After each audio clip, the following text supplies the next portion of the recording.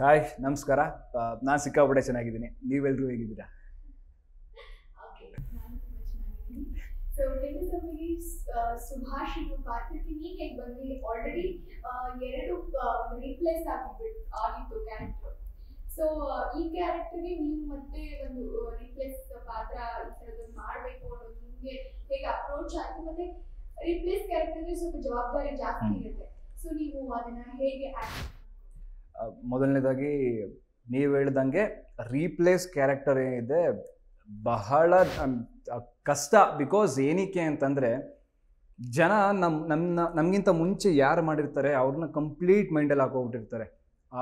ನಾವು ಯಾವ ರೀತಿ ಪರ್ಫಾರ್ಮೆನ್ಸ್ ಕೊಡಬೇಕು ಅಂದರೆ, ಒಂದು ಅವ್ರ ಲೆವೆಲಿಗೆ ಮ್ಯಾಚ್ ಆಗಬೇಕು, ಇಲ್ಲ ಅವ್ರಿಗಿಂತ 1% ಜಾಸ್ತಿ ಮಾಡಬೇಕು. ಅವ್ರಿಗಿಂತ 1% ಕಮ್ಮಿ ಮಾಡಿದ್ರು ಇಲ್ಲ ಅವ್ರ ಲೆವೆಲಿಗೆ ನಾವು ಮ್ಯಾಚ್ ಮಾಡಲಿಲ್ಲ ಅಂತಂದರೆ ಬಹಳ ಕಷ್ಟ ಜನ ತೊಗೊಳ್ಳೋದು. ಆಮೇಲೆ ಇನ್ನೊಂದೇನು ಅಂತಂದರೆ, ಒಂದು ಕ್ಯಾರೆಕ್ಟರ್ ನಾವೇ ಈಗ ಒಂದು ಕ್ಯಾರೆಕ್ಟರ್ ನಮಗೆ ಅಂತ ಬರೆದು ನಾವು ಹೊಸ್ದಾಗಿಲ್ಲ ಸ್ಟಾರ್ಟಿಂಗಿಂದ ಮಾಡ್ತಾ ಇದ್ದೀವಿ ಅಂತಂದರೆ ನಮ್ಮದೇ ಆದಂಥ ಒಂದು ಬಾಡಿ ಲ್ಯಾಂಗ್ವೇಜಸ್ ಇರುತ್ತೆ, ನಮ್ಮದೇ ಆದಂಥ ಒಂದು ಡೈಲಾಗ್ ವೇರಿಯೇಷನ್ಸ್ ಇರುತ್ತೆ, ಟೋನ್ಗಳಿರುತ್ತೆ, ಈಗ ಹೇಳಬೇಕು ಆಗ ಹೇಳಬೇಕು ಅಂತ. ಬಟ್ ರೀಪ್ಲೇಸ್ ಮಾಡಿರೋರು ಅವ್ರದ್ದೇ ಆದಂಥ ಒಂದು ಸ್ಟೈಲ್ನ ಮಾಡೋಗಿರ್ತಾರೆ. ಅಂದರೆ ಬಾಡಿ ಲ್ಯಾಂಗ್ವೇಜಸ್ ಆಗಿರ್ಬೋದು, ಅವ್ರು ಹಾಕೋ ಡ್ರೆಸ್ ಸೆನ್ಸ್ ಆಗಿರ್ಬೋದು, ಇಲ್ಲ ಆಕ್ಸೆಸರೀಸ್, ಡೈಲಾಗ್ ವೇರಿಯೇಷನ್ಸು, ಇದನ್ನೆಲ್ಲನೂ ನಾವು ನೋಡಿ ನಮ್ಗದು ಯಾವುದಾಗುತ್ತೆ, ಜನಕ್ಕೆ ಯಾವ್ದು ಇಷ್ಟ ಆಗುತ್ತೆ, ಅಂದರೆ ಅವ್ರು ಏನು ಮಾಡ್ತಿದ್ರು ಅದಕ್ಕೆ ಸಿಮಿಲರ್ ಆಗಿ ಅಟ್ಲೀಸ್ಟ್ ಜನ ನಮ್ಮನ್ನ ತೊಗೊಳ್ಳಿ ಅನ್ನೋದು ಮಾಡ್ತೀವಲ್ಲ. ಸೊ ರೀಪ್ಲೇಸ್ಮೆಂಟ್ ಭಾಳ ಕಷ್ಟ ಇದೆ. ನನಗೆ ರೀಪ್ಲೇಸ್ಮೆಂಟ್ ಕ್ಯಾರೆಕ್ಟರ್ ಸಿಕ್ಕಿದ್ದು ಆಗಲೇ ಹೇಳ್ದಂಗೆ ಅವನು ಮತ್ತು ಶ್ರಾವಣಿ ನನ್ನ ಅಮ್ಮನ ಕ್ಯಾರೆಕ್ಟರ್ ಮಾಡಿದ್ರಲ್ಲ, ಚೈತ್ರ ರಾವ್, ಅಲ್ಲಿ ಬಂದು ಸಂಯುಕ್ತ ಅಂತ. ಈಗ ಕೆಂಡಸಂಪಿಗೆಯಲ್ಲಿ ಅವ್ರು ನನ್ನ ಅತ್ತೆ ಕ್ಯಾರೆಕ್ಟರ್ ಮಾಡ್ತಿದ್ದಾರೆ. ಸೊ ಅವರು ಮತ್ತು ಇನ್ನೊಬ್ಬರು ನಮ್ಮ ಸೌಂಡ್ ಇಂಜಿನಿಯರಿಂಗ್ ಒಂದಿನ ಅವನು ಮತ್ತು ಶ್ರಾವಣಿಗೆ ಬಂದಿದ್ರಂತೆ. ಯಾವುದು ನಮ್ಮ ಸೌಂಡ್ ಇಂಜಿನಿಯರಿಂಗ್ ರಜಾ ಹಾಕಿದ್ರು ಅಂದ್ಬಿಟ್ಟು ಅವ್ರು ಕೆಂಡಸಂಪಿಗೆಯಿಂದ ಬಂದಿದ್ದರು. ಸೊ ಅಂಟಿಂಗಲ್ಲಿತ್ತು ಆ ಕ್ಯಾರೆಕ್ಟರ್ಗೆ ಒಂದಾಗಲಿ ಇಬ್ಬರು ಮಾಡೋಗಿದ್ದವರು. ಅಂಟಿಂಗಲ್ಲಿದ್ದಾಗ ಅವ್ರು ಒಂದಿನ ಸೌಂಡ್ ಇಂಜಿನಿಯರ್ ಆಗಿ ಬಂದು ಅಲ್ಲಿ ಮಾಡಿದಾಗ ಎಲ್ಲ ನೋಡಿದ್ರಂತೆ, ಈ ಹುಡುಗ ಎಲ್ಲ ಪರ್ಫೆಕ್ಟಾಗಿ ಕಾಣ್ತಾನೆ ಅಂತ. ಸೊ ನಮ್ಮಮ್ಮ ಚೈತ್ರಮ್ಮ ಮತ್ತು ಇವರಿಬ್ಬರು ಸೇರಿ ಕೆಂಡಸಂಪಿಗೆಯಲ್ಲಿ ಅಕ್ಷಯ್ ಅಂತ ಮ್ಯಾನೇಜ್ ಇದ್ದಾರೆ, ಅಕ್ಷಯಣ್ಣ ಅಂತ. ಸೊ ಅವ್ರಿಗೆ ಕಾಲ್ ಮಾಡಿ, ಅವ್ರು ನನಗೆ ಕಾಲ್ ಮಾಡಿ ಅರ್ಜೆಂಟ್ ರಿಕ್ವೈರ್ಮೆಂಟ್ ಇದೆ ಮಾಡಬೇಕು ಅಂತ ಹೇಳಿ ಮನೆಯಿಂದನೇ ನಂದು ಆಡಿಷನ್ಸ್ ಎಲ್ಲ ತೊಗೊಂಡು, ನಾನು ಕಲರ್ಸ್ ಅಲ್ವಾ, ಎಲ್ಲ ಚಾನಲ್ಲು ಇಷ್ಟನೇ, ಬಟ್ ನಾನು ಸ್ಟಾರ್ ಸುವರ್ಣ ಮಾಡ್ತಾಯಿದ್ದೀನಿ, ನಾನು ಕಲರ್ಸ್ಗೆ ಆಗ್ಲಿಂದ ಹೋಗಬೇಕು ಅನ್ನೋದೊಂದು ಭಾಳ ಇತ್ತು. ಹಾಗಾಗಿ ಕಲರ್ಸು ಅಂತ ಅಂದಾಗ ಸ್ವಲ್ಪ ಚೆಂದ ಎಲ್ಲ ರೆಡಿಯಾಗಿ ಅವ್ರು ಬರೀ ಸರ್ ನಿಮ್ಮದು ಲೈಕ್ ನಿಮ್ಮ ಪ್ರೊಫೈಲು ಬಟ್ ನೀವು ಮುಂದೆ ಕ್ಯಾಮ್ರಾ ಮುಂದೆ ನಿಂತ್ಕೊಂಡು ಮಾಡಿ ಕಳಿಸಿ ಅಂದರು. ನಾನು ಯಾವುದೋ ಒಂದು ಹುಡುಗಿದು ಬೇರೆ ಇತ್ತು, ಅದರಲ್ಲಿ ರಾಜಿ ಅನ್ನೋ ಕ್ಯಾರೆಕ್ಟರ್ ನಾನು ಈಗ ಏನು ನನ್ನ ಹೆಂಡತಿ ಕ್ಯಾರೆಕ್ಟ್ ಮಾಡ್ತಿದ್ದಾಳೆ ಅವಳದು ಇತ್ತು. ಸೊ ಯಾವುದೋ ಒಂದು ಗೊತ್ತಿರೋ ನನ್ನ ಫ್ರೆಂಡ್ ಹುಡುಗಿನ ಕರ್ಕೊಬಂದು ಅವಳನ್ನ ಸಜೆಷನ್ ನಿಲ್ಲಿಸಿ ಅಲ್ಲಿಂದ ಕ್ಯಾಮ್ರಾ ಮಾಡಿಕೊಂಡು, ಒಟ್ಟಲ್ಲಿ ಇಷ್ಟ ಆಗಲೇಬೇಕಪ್ಪ ಇವರಿಗೆ, ಇದು ಯಾವುದೇ ಕಾರಣಕ್ಕೂ ಈ ಹುಡುಗ ಬೇಡ, ಈ ವಿಕಿ ಬೇಡ ಅನ್ನಬಾರ್ದು ಅಂತ ಸ್ವಲ್ಪ ಜಾಸ್ತಿ ಪ್ರಿಪ್ರೇಷನ್ಸ್ ಮಾಡಿ ಅವ್ರಿಗೆ ವಿಡಿಯೋ ಕಳಿಸ್ದೆ. ಸೊ ಅಲ್ಲಿಂದ ಟಕ್ಕಂತ ಓಕೆ ಆಯಿತು, ಕಳಿಸ್ದೆ. ಒಂದು 2 ಡೇಸಿನ 1 ಡೇಸೋ 2 ಡೇಸೋ ಟೈಮ್ ತೊಗೊಂಡ್ರು. ಅದಾದಮೇಲೆ ಸ್ವಲ್ಪ ನಾನು ಅವನು ಮತ್ತು ಶ್ರಾವಣಿ ಸ್ವಲ್ಪ ಲಾಂಗ್ ಏರ್ಸ್ ಎಲ್ಲ ಬಿಟ್ಟಿದ್ದಿಲ್ಲ. ಸೊ ಕ್ಯಾರೆಕ್ಟರ್ ವೈಸ್ ಏನೇನು ಬೇಕು ಅದನ್ನೆಲ್ಲ ಹೇಳ್ಕೊಂಡು ಒಂದಿನ ಶೂಟ್ ಮಾಡಿ, ದೊಡ್ಡಣ್ಣ ಸರ್ ಜೊತೆ ಮತ್ತು ಅಮ್ಮನ ಜೊತೆ ಶೂಟ್ ಮಾಡಿ ಅಲ್ಲಿಂದ ಈಗ ಕೆಂಡಸಂಪಿಗೆ ಮಾಡ್ತಾಯಿದ್ದೀನಿ. ಆಮೇಲೆ ಮೋರ್ ಖುಷಿ ಏನು ಅಂತ ಅಂದರೆ, ನಾನೀಗ ಸ್ಟಾರ್ಟ್ ಮಾಡಿ ಕೆಂಡಸಂಪಿಗೆ ಒಂದು 5 ಮಂತ್ಸ್ ಆಯಿತು. ನಾನು ಆಗಲೇ ಹೇಳ್ದಂಗೆ ರೀಪ್ಲೇಸ್ಮೆಂಟ್ ಕ್ಯಾರೆಕ್ಟರ್ ಎಷ್ಟು ಕಷ್ಟ ಇದೆ ಅನ್ನೋದು ನನಗೆ ಗಾಡ್ ಗ್ರೇಸ್, ಅದೇನೋ ಜನ ಇಷ್ಟಪಟ್ಟರು ಇಲ್ಲ ಏನೋ ಮಿರಾಕಲ್ ಏನೋ ಗೊತ್ತಿಲ್ಲ, ಬಟ್ ಜನ ಸುಭಾಷ್ ಅನ್ನೋ ಕ್ಯಾರೆಕ್ಟರ್ನ ಬೇಗ ರಿಸೀವ್ ಮಾಡಿದ್ರು ನಂದು. ಆಮೇಲೆ ನಂದು ಮೋರ್ ಓವರ್ ಪ್ಲಸ್ ಪಾಯಿಂಟ್ ಏನಾಯಿತು ಅಂದರೆ, ಫಸ್ಟ್ ಮಾಡ್ತೀವಿ ಸುಭಾಷ್ ಬಂದು ಕಂಪ್ಲೀಟ್ ಇಟ್ಸ್ ಲೈಕ್ ಸೈಕೋ. ಮನೇಲಿ ಯಾರ ಮಾತು ಕೇಳ್ತಾ ಇರಲ್ಲ, ಕುಡಿತಾ ಇರ್ತಾನೆ, ಸಿಗರೇಟ್ ಸೇರ್ತಾ ಇರ್ತಾನೆ, ರಿಹ್ಯಾಬಿಟೇಷನ್ಸ್ಗೆ ಹಾಕಿರ್ತಾರೆ ಕ್ಯಾರೆಕ್ಟರಲ್ಲಿ. ಸೊ ಆ ಥರ ನಾನು ಬಂದಾಗ ನನ್ನ ಮೇಲೆ ಕತೆ ಇದ್ದಿದ್ದು ಹೆಂಗೆ ಅಂದರೆ, ಕಂಪ್ಲೀಟು ಅದಕ್ಕೆಯ ಒಳ್ಳೆ ಮೈದ್ನ, ಮನೆಗೆ ಎಲ್ಲರ ಮಾತಲ್ಲಿ ಕೇಳೋ ಒಬ್ಬ ಮಗ, ಜವಾಬ್ದಾರಿ ವಹಿಸ್ಕೊಂಡಿರ್ತಾನೆ, ಎಲ್ಲರ ಮಾತನ್ನು ಕೇಳ್ತಾ ಇರ್ತಾನೆ. ಸೊ ಈ ಥರ ಕ್ಯಾರೆಕ್ಟರ್ ಇದ್ದಿದ್ದರಿಂದ ಆ ಒಂದು ಲೈನ್ ಏನಿತ್ತು ನನ್ನ ಮೇಲೆ, ಸುಭಾಷ್ ಅನ್ನೋದು ಜನ ಬೇಗ ತೊಗೊಂಡ್ರು, ಆ ಪ್ರೀತಿನ ಬೇಗ ಕೊಟ್ಟರು ನನಗೆ. ಲೈಕ್ ಸಿಕ್ಕಾಬಿಟ್ಟೆ ಎಲ್ಲರಿಗೂ ಧನ್ಯವಾದಗಳು. Very blessed. ಬಿಕಾಸ್ ಏನಕ್ಕೆ ಅಂದರೆ ಅಷ್ಟು ಬೇಗ ನನಗೆ ನಾನು ಹೂವೇನೋ ಮಾಡ್ಕೊಂಡಿರಲಿಲ್ಲ, ಆ ಮಟ್ಟಿಗೆ ನನಗೆ ಕೊಡ್ತಾರೆ ಅಂತ. ಈಗ ಎಲ್ಲೇ ಹೋದ್ರೂ ಸುಭಾಷ್ ಅಂತ ಕಂಡುಹಿಡಿತಾರೆ, ಮಾತಾಡಿಸ್ತಾರೆ ಅಂದರೆ ಖುಷಿ ಇದೆ. ರೀಪ್ಲೇಸ್ಮೆಂಟ್ ಕ್ಯಾರೆಕ್ಟರ್ನ ಅಷ್ಟು ಹತ್ರ ತೊಗೊಂಡು ಸುಮಾರು ಜನ ಮಾತಾಡಿದ್ದು ಉಂಟು. ಅಂದರೆ ಸುಭಾಷ್ ತೊಗೊಂಡಿದ್ದನ್ನ ನಮಗೆ ಜಾಸ್ತಿ ಕಷ್ಟ ಆಗಲಿಲ್ಲ ತೊಗೊಳೋದಕ್ಕೆ, ಮಾಡಲಿಕ್ಕೆ ಅಂತ ಖುಷಿ ಇದೆ. ಈಗ ಕೆಂಡಸಂಪಿಗೆಯಲ್ಲಿ ಮಾಡ್ತಾ ಇರೋದು ನಾನು.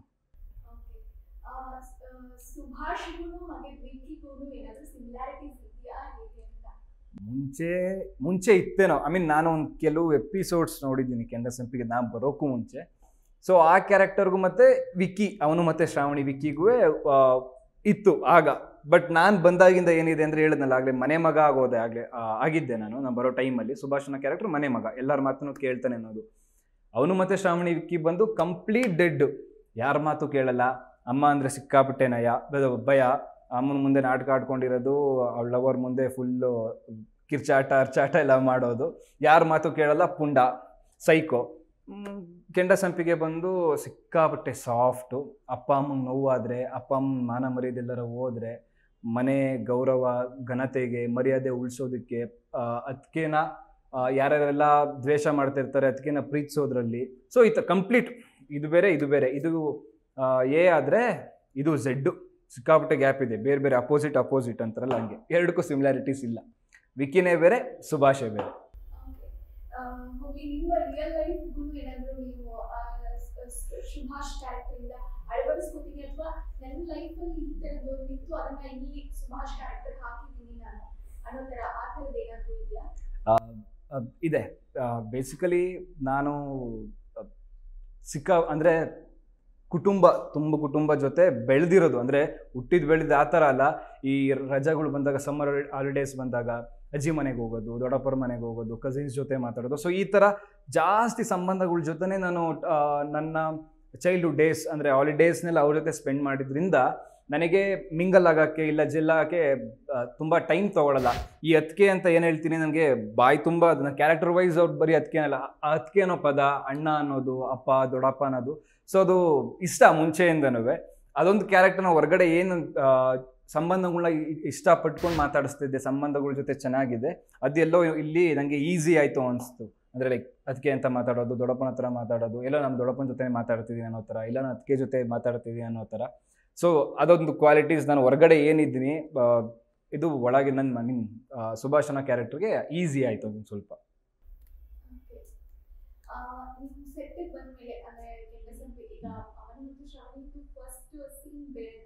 ಓಕೆ. ಸೊ ಈ ಕೆಂಡಸಂಪಿಗೆಯಲ್ಲಿ ಇದನ್ನ ಹೇಗೆ ರಿಸೀವ್ ಮಾಡೋದು, ಸೊ ಹೇಗಿತ್ತು ಆಲ್ರೆಡಿ ಅವರೆಲ್ಲ ಎಸ್ಟಾಬ್ಲಿಷ್ ಆಗಿರುವಂತ ಒಂದು ಪಾತ್ರಗಳು, ಸೊ ನಿಮಗೆ ಎಸ್ಟಾಬ್ಲಿಷ್ ಒಂದು ಇನ್ನೊಂದೇನು ಅಂದರೆ ನನಗೆ ಅವನು ಮತ್ತು ಶ್ರಾವಣಿ ಆ ಟೈಮ್ಗೆ ಅಷ್ಟರೊಳಗೆ ಭಯ ಇರಲಿಲ್ಲ. ಬೆಳಗ್ಗೆ ಎದ್ವಾ, ಶೂಟಿಂಗ್ ಹೋದ್ವಾ, ಡೈರೆಕ್ಟ್ರು ಹಿಂಗೆ ಮಾಡಬೇಕಪ್ಪ, ವಿಕಿಂಗ್ ಹಿಂಗಿರುತ್ತೆ ಮಾಡಿದ್ರೆ ಬಂದ್ವಿ, ಭಯ ಅನ್ನೋದೇ ಹೋಯ್ತು. ಸ್ಟಾರ್ಟಿಂಗ್ ಒಂದು ಮಂತ್ ಆದಮೇಲೆ ಅವನು ಮತ್ತು ಶ್ರಾವಣಿಗೆ ಭಯ ಅನ್ನೋದೋಯ್ತು. ಕೆಲಸದ ಮೇಲೆ ಗೌರವ ಇತ್ತು, ಭಯ ಅನ್ನೋದಿರಲಿಲ್ಲ ಅಷ್ಟೇ. ಅಂದರೆ ಒಂದೊಂದು ಲೈಕ್ ಫಿಯರ್ ಅಂತಾರಲ್ಲ ಕ್ಯಾಮ್ರಾ ಮುಂದೆ, ಆ ಥರ ಏನು ಭಯ ಇರಲಿಲ್ಲ, ಆಗೋಯ್ತು.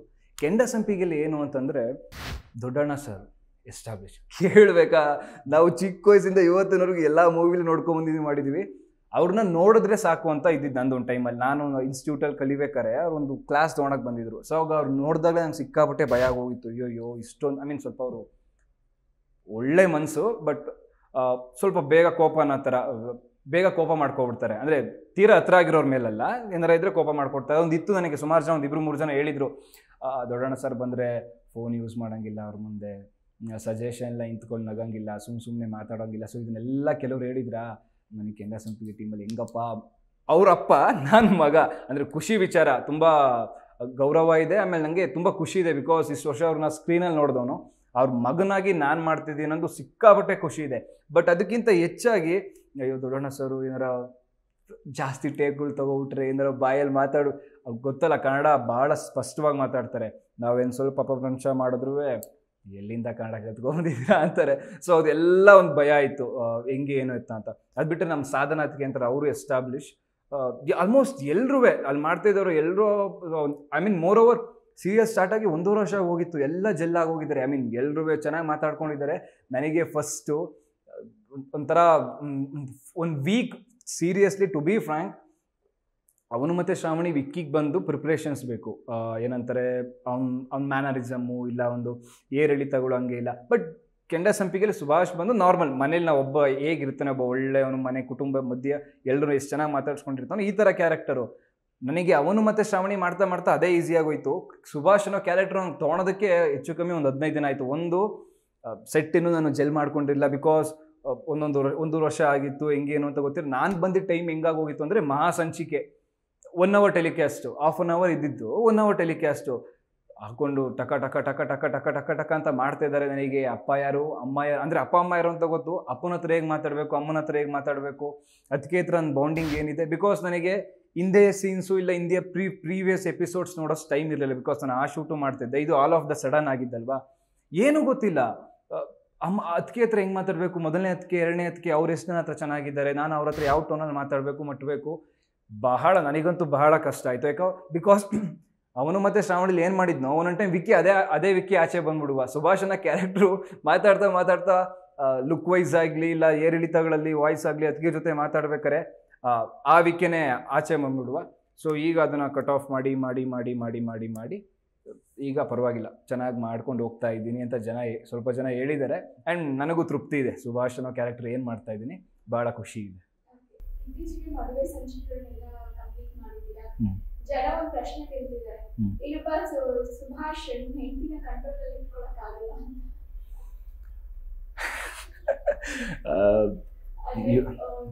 ರಾಜಿ ಪಾತ್ರನೇ ಅಂದ್ರೆ ಬೇರೆ ಒಂದು ಕ್ಯೂನ್ನ ತಗೊಂಡಿದೆ. ಸೊ ಮುಂದೆ ಆ ತರದೊಂದು ನಿಮ್ಗೆ ಆ ಪಾತ್ರದ ಬಗ್ಗೆ ಅಂದ್ರೆ ಸುಭಾಷ್ಗೆ ಗೊತ್ತಿಲ್ವಾ ರಾಜಿ ಈ ತರ ಬದಲಾಗಿರೋದು, ಆ ಬದಲಾವಣೆನ ಸುಭಾಷ್ ತಿಂತಾನ ಹೇಗೆ, ಪಾತ್ರ ಮುಂದೆ ಹೆಂಗ್ ಹೋಗುತ್ತೆ ಅಂತ. ಮೊದಲನೇದಾಗಿ ಇಡೀ ಜಗತ್ತಲ್ಲಿ ಅದು ಆಫ್ ಸ್ಕ್ರೀನ್ ಆಗಿರ್ಬೋದು ಆನ್ ಸ್ಕ್ರೀನ್ ಆಗಿರ್ಬೋದು ಎಲ್ರಿಗೂ ಗೊತ್ತಿರೋ ವಿಷಯನೇ, ಗಂಡ ಹೆಂಡತಿ ಆದರೂ ಹೆಂಡತಿ ಬಂದು ಅಂದರೆ ಹೆಂಡತಿನೇ ಸವಾರಿ ಮಾಡೋದು ಗಂಡನ ಮೇಲೆ ಅನ್ನೋದು ಎಲ್ರಿಗೂ ಗೊತ್ತು. ಓಕೆನಾ. ಬಟ್ ನಮ್ಮ ಸೀರಿಯಲ್ ಕೆಂಡ ಸಂಪಿಗೆಯಲ್ಲಿ ರಾಜಿ ಬಂದು ಸ್ವಲ್ಪ ಜಾಸ್ತಿ ಆಡೋಕ್ಕೆ ಸ್ಟಾರ್ಟ್ ಮಾಡ್ಬಿಟ್ಟಿದ್ದಾಳೆ. ಬಿಫೋರ್ ರಾಜಿ ನಾನು ಲವ್ ಮಾಡ್ತಿದ್ದ ರಾಜಿ ಬಂದು ದುಡ್ಡಿನ ಬಗ್ಗೆ ಆಗಲಿ, ಗಾಡಿ ಬಗ್ಗೆ ಆಗಲಿ, ಆಸ್ತಿ ಆಡಂಬರ ಇದ್ರು ಯಾವುದ್ರ ಬಗ್ಗೆನೂ ಅವಳಿಗೆ ಲೈಕ್ ಈಗ ಇಷ್ಟ ಇರಲಿಲ್ಲ. ಅಂದರೆ ನನ್ನ ಪ್ರೀತಿ ಇಷ್ಟಿದ್ರೆ ಮಾತ್ರ ಸಾಕು ಅಂತ ಇದ್ದಿದ್ದು. ಈಗ ಮದುವೆ ಆದಮೇಲೆ ನಮ್ಮ ಮೊದಲನೇ ಅದಕ್ಕೆ ಸಾಧನ ಅದಕ್ಕೆ ಅವ್ರ ಸಂಘ ಸೇರಿ ಅವ್ರ ಮಾತನ್ನ ಕೇಳಿ ಈಗ ಸ್ಟಾರ್ಟ್ ಮಾಡಿದ್ದಾಳೆ. ಆಸ್ತಿ ಬೇಕು ಹಾಗೆ ಹೀಗೆ ಅಂತ ನಮ್ಮ ಸುಮನ ಅದಕ್ಕೆ ಕಾಟ ಕೊಡೋಕ್ಕೆ ಸ್ಟಾರ್ಟ್ ಮಾಡಿದ್ದಾಳೆ. ಮೇ ಬಿ ಚೇಂಜ್ ಮಾಡ್ತೀನಿ ಅಂತ ನನಗೆ ಹೋಪಿದೆ. ನೋಡೋಣ ಚೇಂಜ್ ಆಗ್ತಾಳೋ ಅವಳು ಇಲ್ವೋ ಅನ್ನೋದು ಗೊತ್ತಿಲ್ಲ. ಬಟ್ ನಾನಂತೂ ಪ್ರಯತ್ನ ಪಡ್ತಾನೇ ಇದ್ದೀನಿ ಅವಳನ್ನ ಚೇಂಜ್ ಮಾಡಿಸೋದಕ್ಕೆ. ರಾಜಿ ಹಂಗಲ್ಲ ರಾಜಿ ಹಿಂಗಲ್ಲ ರಾಜಿ ಅಂತ ಮುದ್ದಾಗಿ ಹೇಳಿದ್ದೀನಿ, ಕೋಪದಲ್ಲಿ ಹೇಳಿದ್ದೀನಿ, ಎಲ್ಲ ರೀತಿ ಹೇಳಿದ್ದೀನಿ. ಅರ್ಥ ಇನ್ನೂ ಮಾಡ್ಕೊಂಡಿಲ್ಲ ಅವಳು. ಬಟ್ ನೋಡೋಣ ಮುಂದೆ ಇನ್ನೂ ಟ್ರೈ ಮಾಡ್ತೀನಿ ಅರ್ಥ ಮಾಡಿಸೋದಕ್ಕೆ. ನೋಡಬೇಕು ರಾಜಿ ಅರ್ಥ ಮಾಡ್ಕೊತಾಳ ಇಲ್ವೋ ಅನ್ನೋದು. ಇನ್ನೊಂದು ಮಾತು ಕೇಳಿ ಬರ್ತಾ ಇದೆ, ಕೆಂಡ ಸಂಪಿಗೆ ವೈಂಡ್ ಅಪ್ ಆಗುತ್ತೆ ಅಂತ. ನಿಮ್ಗೇನಾದ್ರೂ ಅದ್ರ ಬಗ್ಗೆ ಮಾಹಿತಿ ಇದೆಯಾ? ಏನಾದ್ರೂ ಶೇರ್ ಮಾಡ್ಬೋದಾ? ಸದ್ಯಕ್ಕೆ ನಮಗೆ ಕೆಲಸ ಇಂದಿನ ದಿನ ಹಿಂಗೆ ಕೆಲಸ ಇರುತ್ತೆ ಬನ್ನಿ ಮಾಡಿ ಅಂತಾರೆ, ಹೋಗಿ ಕೆಲಸ ಮಾಡಿ ಬರ್ತೀವಿ. ಇಲ್ಲ ಒಂದು ನಮ್ಮ ಕ್ಯಾರೆಕ್ಟರ್ ಬಗ್ಗೆ ಒಂದಿಷ್ಟು ಲೈನು ಅಂದರೆ ಮುಂದೆ ಏನಾಗುತ್ತೆ, ಒಂದು 3-4 ಡೇಸ್ ಕತೆಗಳು, ಇಲ್ಲ ಒಂದು 15 ದಿನದ ಕತೆಗಳು ಏನಾಗುತ್ತೆ ಏನು ಮಾಡುತ್ತೆ ಅನ್ನೋದು ಗೊತ್ತೇ ಹೊರತು ಬ್ಯಾಕ್ಗ್ರೌಂಡ್ ಏನು ನಡೀತಾ ಇರುತ್ತೆ ಚಾನಲ್ ವೈಸ್ ಆಗಿರ್ಬೋದು ಇಲ್ಲ ಪ್ರೊಡ್ಯೂಸರ್ ವೈಸ್ ಆಗಿರ್ಬೋದು ಅದೆಲ್ಲ ಏನೂ ಗೊತ್ತಿಲ್ಲ. ವೈಂಡ್ ಅಪ್ ಅಂತ ನನಗೂ ಸಾಕಷ್ಟು ಕೇಳಿದೆ, ನನಗೂ ಸಾಕಷ್ಟು ಕೇಳಿಸಿದೆ ವಿಚಾರಗಳು, ಪೇಜಸ್ಗಳಾಗಿರ್ಬೋದು ಇನ್ಸ್ಟಾದಲ್ಲಿ. ಇಲ್ಲ ಅಂತಂದರೆ ಕೆಲವರು ನನಗೆ ಖುದ್ದಾಗಿ ಹೇಳಿದ್ದಾರೆ ಹಿಂಗೆ ವೈಂಡ್ ಅಪ್ ಆಗುತ್ತೆ ಏನು ಅಂತ. ಬಟ್ ಅಫಿಷಿಯಲ್ ಆಗಿ ನಮ್ಮ ಪ್ರೊಡ್ಯೂಸರಿಂದ ಆಗಿರ್ಬೋದು ಇಲ್ಲ ಅಂದರೆ ನಮ್ಮ ಪ್ರೊಡಕ್ಷನ್ ಟೀಮಿಂದ ಆಗಿರ್ಬೋದು ನಮ್ಗೆ ಅಫಿಷಿಯಲ್ ಆಗಿ ಯಾವುದೂ ಬಂದಿಲ್ಲ ಇವಾಗಲೇ ವೈಂಡ್ ಅಪ್ ಆಗುತ್ತೆ ಇದೇ ಆಗುತ್ತೆ ಅಂತ. ಸ್ಲಾಟ್ ಚೇಂಜ್ ಆಯಿತು ಬಿಕಾಸ್ ಏನಕ್ಕೆ ನಮ್ಮದು 2 ಇಯರ್ಸ್ ಹತ್ತತ್ರ ಆಗ್ತಾ ಇದೆ. ಹೊಸೊಬ್ರು ಬಂದಾಗ ನಾವು ಜಾಗ ಮಾಡಿಕೊಡ್ಲೇಬೇಕು ನಮ್ಮ ಜಾಗನ. ಸೊ ಹಾಗಾಗಿ ನಮ್ದಿದ್ದ ಸ್ಲಾಟ್ನ 6:30ನ ಯಾವುದು ನನಗೆ ಮರ್ತು ಹೋಗಿದೆ, ಇದಕ್ಕೆ ನಾವು ಮಾಡಿಕೊಟ್ವಿ. ಆ ಸೀರಿಯಲ್ಲಿಗೆ ಹೊಸೊಬ್ರು ನಾವು ಬಂದ್ಬಿಟ್ಟು ವೆಲ್ಕಮಿಂಗ್ ಮಾಡಿ ನಾವು ಸ್ವಲ್ಪ ಹಿಂದಕ್ಕೆ ಹೋಗಿದ್ದೀವಿ, 10:30ಗೆ ಹೋಗಿದ್ದೀವಿ. ಪ್ರಾಮಿಸ್ ನನಗಂತೂ ಗೊತ್ತಿಲ್ಲ ವೈಂಡ್ ಅಪ್ ಆಗುತ್ತೋ ಇಲ್ವೋ ಅನ್ನೋದು. ನನಗಿರೋದು ವೈಂಡ್ ಅಪ್ ಆಗಬಾರ್ದು ಅಂತ. ಬಟ್ ನೋಡೋಣ, ಲೆಟ್ಸ್ ಫಾರ್ ದ ಹೋಪ್ ಅಂತಾರಲ್ಲ, ಏನಾಗುತ್ತೆ ಏನೋ ಅಂತ ಗೊತ್ತಿಲ್ಲ. ಬಟ್ ಸದ್ಯಕ್ಕೆ ಗೊತ್ತಿಲ್ಲ ವೈಂಡ್ ಅಪ್, ನಮಗೆ ಗೊತ್ತಿಲ್ಲ, ನಮ್ಮ ಯಾವ ಆ್ಯಕ್ಟರ್ಸ್ಗೂ ಗೊತ್ತಿಲ್ಲ ವೈಂಡ್ ಅಪ್ ಅಫಿಷಿಯಲ್ ಆಗಿ ಬಂದಿಲ್ಲ. ಅಫಿಷಿಯಲ್ ಆಗಿ ನಮಗೆ ಗೊತ್ತಾಯಿತು ಅಂತಂದರೆ ನಮ್ಮ ಕೊನೆ ಸಂಚಿಕೆ ನಾವೇನು ಮಾಡ್ತಾ ಇರ್ತೀವಿ ಇಡೀ ಟೀಮ್, ಇಲ್ಲ ಅಂದರೆ ನಾನಾಗಿರ್ಬೋದು ಇಲ್ಲ ಇಡೀ ಟೀಮ್, ನಾವು ಮೇನ್ ಯಾರ್ಯಾರು ಇದ್ದೀವಿ ಎಲ್ಲ ಕೂತ್ಕೊಂಡು ಕಂಪ್ಲೀಟಾಗಿ ನಿಮಗೆ ಅಫಿಷಿಯಲ್ ಆಗಿ ಹೇಳ್ತೀವಿ ಇಂಥ ಕಡೆ ಹಿಂಗೆ ಮುಗೀತಾ ಇದೆ, ಇಲ್ಲ ನಾವು ಹಿಂಗೆ ಕೊನೆ ಸಂಚಿಕೆ ಹಿಂಗೆ ಮಾಡ್ತಾ ಇದ್ದೀವಿ ಅಂತ. ಅಲ್ಲಿ ತನಕ ಯಾರು ನೀವು ನಂಬಕ್ಕೆ ಹೋಗ್ಬಿಡಿ, ಬಿಕಾಸ್ ಅಫಿಷಿಯಲ್ ನಮಗೂ ಗೊತ್ತಿಲ್ಲ. 10:00 ಬರ್ತಿದೆ ಅಷ್ಟೇ, ಇನ್ನೇನಿಲ್ಲ. 6:00 ಬರ್ತಾ ಇದ್ದೀವಿ ನಮ್ಮದು ಕೆಂಡ ಸಂಪಿಗೆ, 10:00 ಬರ್ತಾ ಇದೆ. ಅಲ್ಲೇನು ಪ್ರೀತಿ ಕೊಡ್ತಾ ಇದ್ರಿ ಇಲ್ಲ ಅಲ್ಲೇನು ನಮ್ಮನ್ನ ನೋಡಿ ಇಷ್ಟಪಡ್ತಾ ಇದ್ರಿ ಅದೇ ಪ್ರೀತಿ ಅದೇ ಗೌರವನ 10:00 ಬರ್ತಾ ಇದ್ದೀವಿ, ಅಲ್ಲೂ ಅದೇ ಕೊಡಿ ಅಂತ ಇನ್ನ ಕೇಳ್ಕೊತೀವಿ ಅಷ್ಟೇ.